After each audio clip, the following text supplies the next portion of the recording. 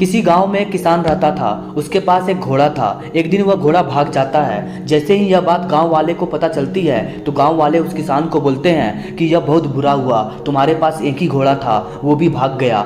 किसान बोलता है, नहीं, मैं इससे दुखी नहीं हूँ, कहीं गया होगा, शायद कुछ दिन में वापस आ जाएगा। फिर गांव वाले चले जाते हैं। कुछ दिन बाद घोड़ा वापस आ जाता है और साथ में कुछ घोड़े और लाता है। अब गांव वाले फिर से आते हैं और कहते हैं कि बधाई हो, तुम्हारा घोड़ा वापस आ गया और बहुत से घोड़े साथ लेकर आया है। किसान बोलता है, हाँ हाँ ठीक है, अच्छी बात है। वो ज़्यादा कुछ नहीं होता है। अब गाँव वाले फिर से चले जाते हैं। कुछ दिन बाद जब किसान का बेटा घोड़े लेकर जंगल जाता है तो उसका पैर टूट जाता है। अब गाँव वाले फिर से किसान के घर आते हैं और उससे कहते हैं, इसके साथ बहुत बुरा हुआ, एक ही बेटा था, उसका भी पैर टूट गया।